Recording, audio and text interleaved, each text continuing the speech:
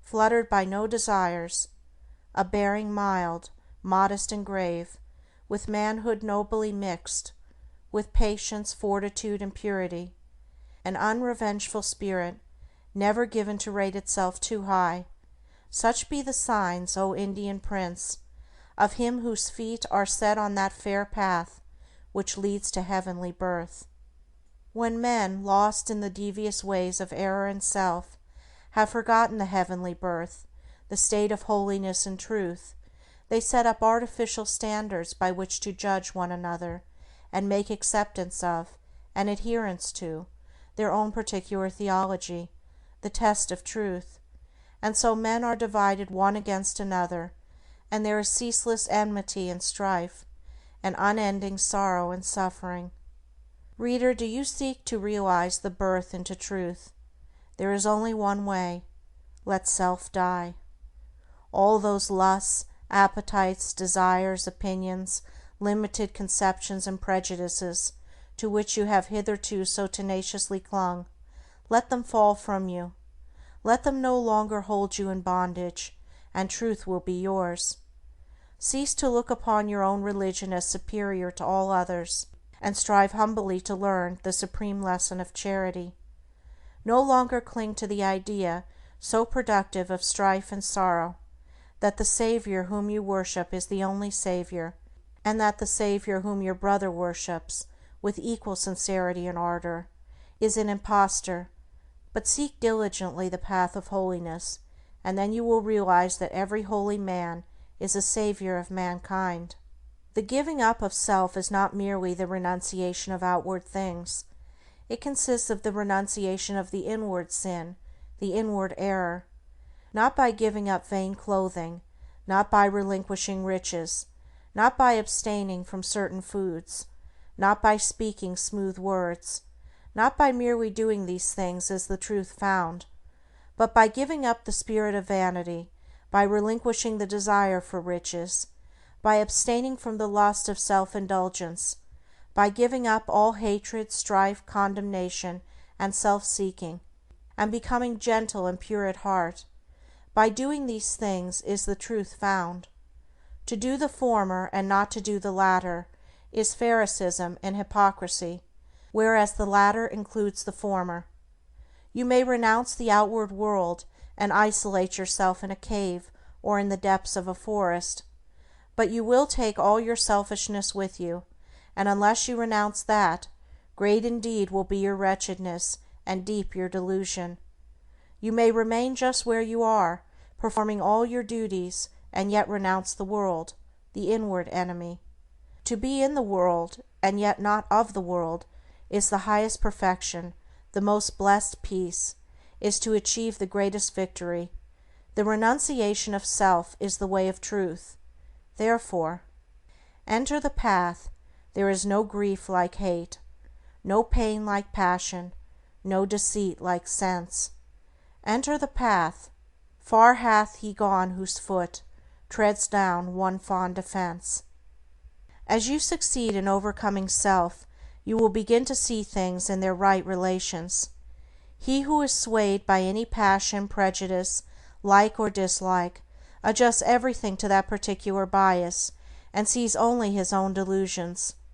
He who is absolutely free from all passions, prejudice, preference, and partiality, sees himself as he is, sees others as they are, sees all things in their proper proportions and right relations. Having nothing to attack, nothing to defend, nothing to conceal, and no interest to guard, he is at peace. He has realized the profound simplicity of truth, for this unbiased, tranquil, blessed state of mind and heart is the state of truth. He who attends to it dwells with the angels, and sits at the footstool of the Supreme. Knowing the great law, knowing the origin of sorrow, knowing the secret of suffering, knowing the way of emancipation and truth, how can such a one engage in strife or condemnation? For though he knows that the blind, self-seeking world, surrounded with the clouds of its own illusions, and enveloped in the darkness of error and self, cannot perceive the steadfast light of truth, and is utterly incapable of comprehending the profound simplicity of the heart that has died, or is dying, to self. Yet he also knows that when the suffering ages have piled up mountains of sorrow, the crushed and burdened soul of the world will fly to its final refuge, and that when the ages are completed, every prodigal will come back to the fold of truth.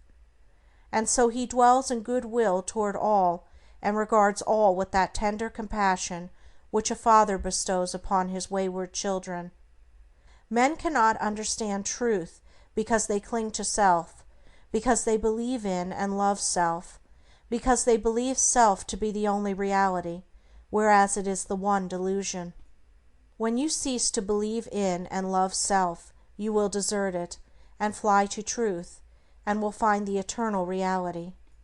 When men are intoxicated with the wines of luxury and pleasure and vanity, the thirst of life grows and deepens within them, and they delude themselves with dreams of fleshy immortality. But when they come to reap the harvest of their own sowing, and pain and sorrow supervene, then, crushed and humiliated, relinquishing self and all the intoxications of self, they come, with aching hearts, to the one immortality, the immortality that destroys all delusions, the spiritual immortality in truth. Men pass from evil to good, from self to truth, through the dark gate of sorrow, for sorrow and self are inseparable. Only in the peace and bliss of truth is all sorrow vanquished. If you suffer disappointment because your cherished plans have been thwarted, or because someone has not come up to your anticipations, it is because you are clinging to self. If you suffer remorse for your conduct, it is because you have given way to self. If you are overwhelmed with chagrin and regret because of the attitude of someone else towards you, it is because you have been cherishing self. If you are wounded on account of what has been done to you or said of you, it is because you are walking in the painful way of self. All suffering is of self. All suffering ends in truth. When you have entered into and realized truth, you will no longer suffer disappointment, remorse, and regret, and sorrow will flee from you. Self is the only prison that can ever bind the soul. Truth is the only angel that can bid the gates unroll. And when he comes to call thee, arise and follow fast. His way may lie through darkness, but it leads to light at last. The woe of the world is of its own making. Sorrow purifies and deepens the soul, and the extremity of sorrow is the prelude to truth. Have you suffered much? Have you sorrowed deeply? Have you pondered seriously upon the problem of life? If so, you are prepared to wage war against self, and to become a disciple of truth. The intellectual who does not see the necessity for giving up self, frame endless theories about the universe, and call them truth. But do thou pursue that direct line of conduct which is the practice of righteousness, and thou wilt realize the truth which has no place in theory, and which never changes. Cultivate your heart.